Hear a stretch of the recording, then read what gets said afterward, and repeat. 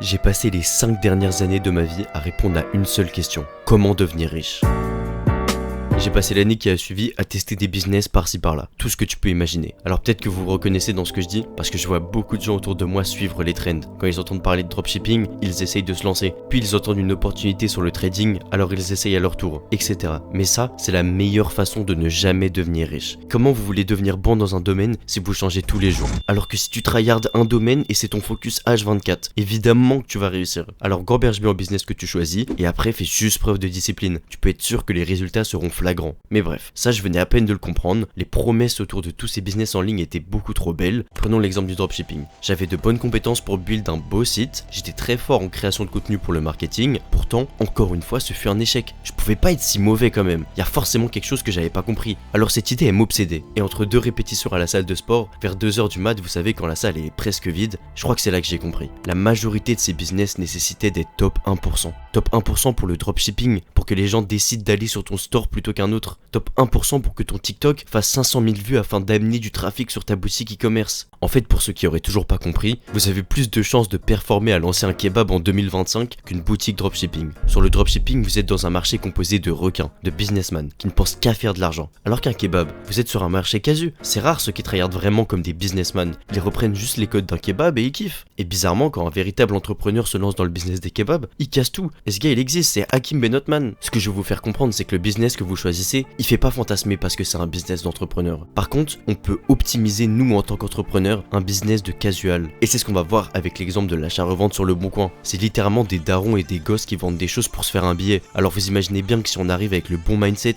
et les bonnes méthodes, on va directement se démarquer. Alors, je suis reparti à zéro et j'ai ciblé le business qui m'aiderait à bien débuter, l'achat-revente. Mais alors sur quel marché ? Puisque cela détermine beaucoup pour notre réussite comme on a vu. Il me fallait un marché caseux où je pourrais me démarquer. Le Bon Coin, le site numéro 1 en France. Un énorme marché, mais pourtant très peu compétitif. Et pour le produit, j'en ai analysé plusieurs sur la plateforme. Et la tech semblait offrir de bonnes opportunités, plus particulièrement les PC et les composants de PC. Ça tombe bien, j'avais quelques connaissances dans cette niche, alors il me restait plus qu'à tester le marché.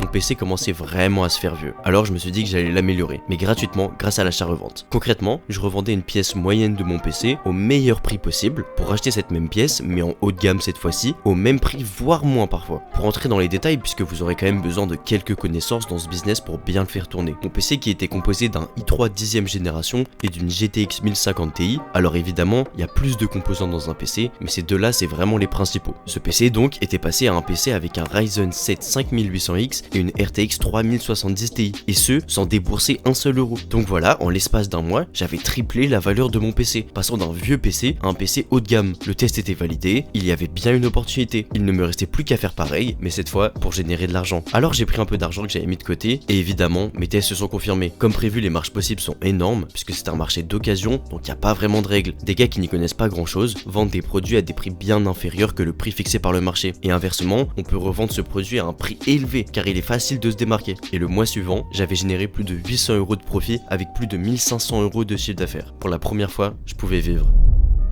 J'avais de l'argent et je remontais enfin la pente. Et pourtant, ce n'était que le début. Les mois qui ont suivi, j'ai atteint plus de 2000 euros par mois. C'était ça la puissance d'un business réaliste. Pas de facteur chance à la con, mais que du travail qui reflète la somme à la fin du mois.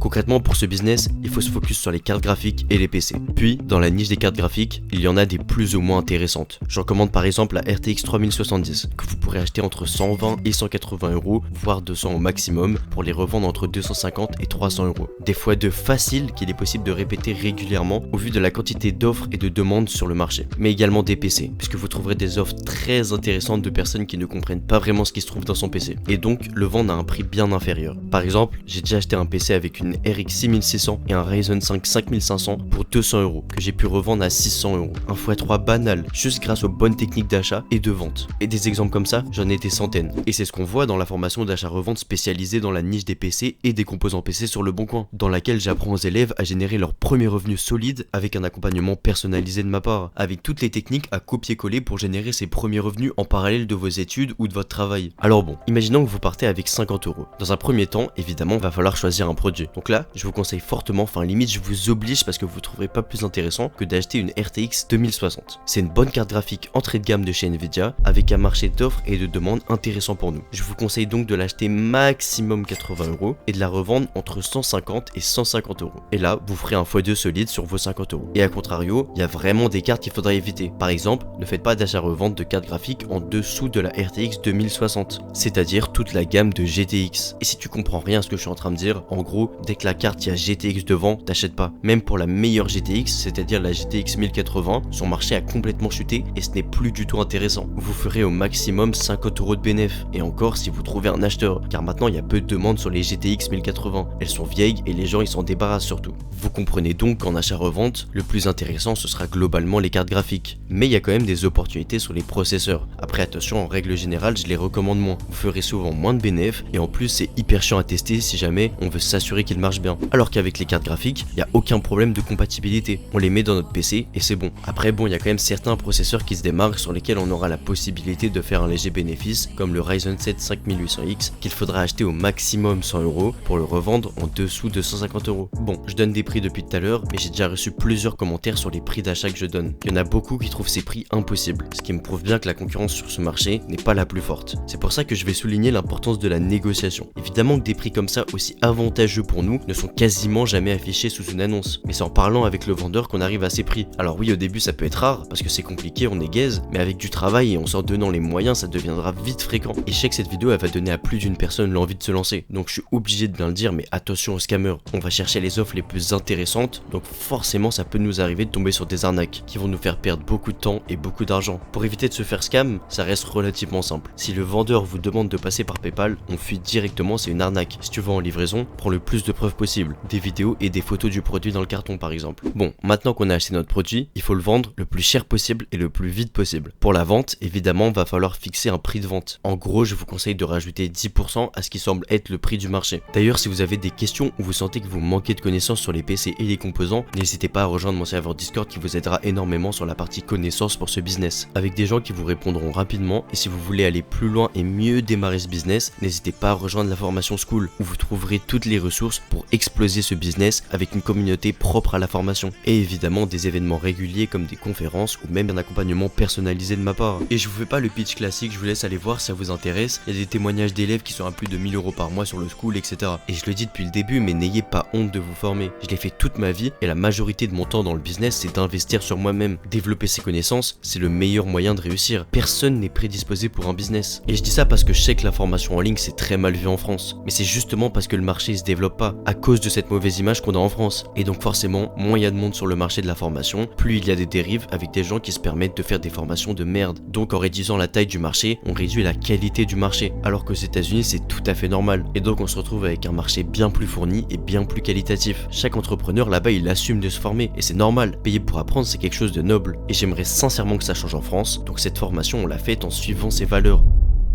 Donc bon, si tu veux devenir riche, focus-toi sur une seule chose. Quand t'as quelque chose qui marche, va pas chercher quelque chose d'autre qui semble mieux, mais améliore ce que tu fais déjà. Moi, l'achat-revente sur le Bon Coin, j'ai essayé de le scale au maximum et par la suite même de le déléguer. Mais toi, si tu deviens fort en achat-revente, peut-être que tu verras encore une autre façon de l'améliorer. Je sais pas, peut-être de créer ta propre boutique en ligne de revente ou bien même de créer un branding. Et moi, personnellement, c'est avec cette solide base financière générée par l'achat-revente que j'ai pu par la suite lancer de plus gros business. Mais encore une fois, de gros business réalistes. Pas des business que tu peux scale à plusieurs millions d'euros en partant de zéro. Et je dis pas que c'est pas possible de les réussir, mais dans l'extrême majorité des cas, vous perdrez juste du temps, voire de l'argent, puisque comme j'ai bien insisté, c'est à peine le top 1% qui sera successful dans ces business.